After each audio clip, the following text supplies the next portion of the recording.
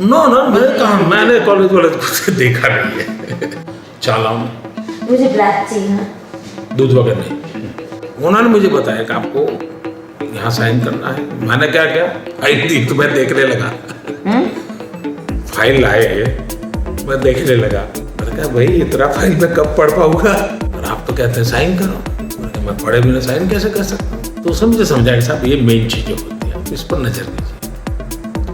तो मैंने पढ़ा तो मुझे समझ नहीं आया। मैंने कहा मुझे ब्रीफ कीजिए क्या होता है, कैसे मुझे समझाइए। और मुझे याद है जैसे एक छोटे बच्चे को सिखाते हैं, मुझे वो पी के मिश्रा ने सिखाया था। मेरे मन से आवाज़ उठी, मैं ऐसे ही कागज देखता जाऊँगा तो मेरे बस का रोग नहीं है।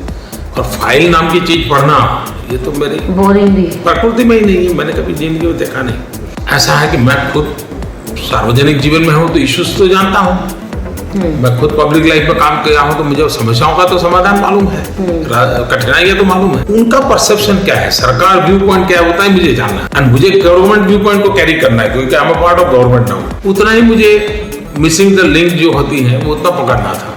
तो उनको मालूम नहीं था मुझे क्या पकड़ना है। पकड़ जाता है तो यूं मैं ऐसे ऐसे नहीं पढ़ता, ऐसे ही, और मैं ऐसे रख देता हूँ।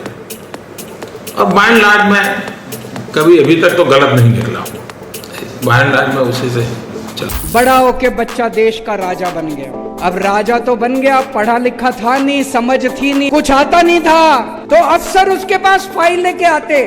राजा को बड़ा बुरा लगा कि लोग मेरे को अनपढ़ कहते हैं, तो एक दिन राजा ने किसी को कह के एक फर्जी डिग्री का इंतजाम कर लिया। लोग आते, अनपढ़ था, कुछ भी कह देते, आप तो देवता हो, आप तो ऐसे हो, आप तो ऐसे हो, और राजा अहंकार में डूबने लग गया, अहंकार में डूबा। एक दिन किसी ने आके उसको कह दिया, राजा जी नोटबंदी कर दो, नोटबंदी करने से भ्रष्टाचार खत्म हो जाएगा, आतंकवाद खत्म हो जाएगा। राजा ने नोटबंदी कर दी, बैंकों के सामने लंबी लंबी लाइनें लग गई, कई लोग मारे गए, धंधे चौपट हो गए, दुकानें बंद हो गई, इंडस्ट्री बंद हो गई, लोग बेरोजगार हो गए। कुछ लोग आके बोले जी ये किसानों के 3 कानून बना दो, इससे किसानों का भला। वो राजा बेवकूफ था, उसे समझ तो थी नहीं, उसने किसानों के 3 कानून बना, आंदोलन हो गया, 750 किसान मारे गए। 1 साल के बाद उस राजा को 3 कानून वापस लेने पड़े। उस देश के अंदर महामारी फैल गई। किसी ज्योतिषी ने आके उस राजा को बोल दिया, थाली और चम्मच बजवाओ।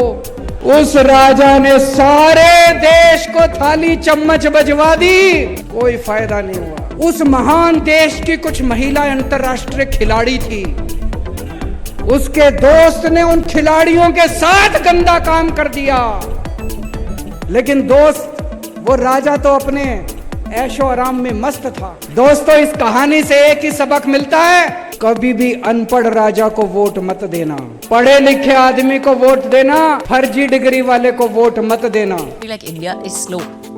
It is very, very slow because we are, for one, steeped in our traditions and steeped in our thought processes, and of course it has to do with education. Yes. You have political leaders who do not have an educational system background.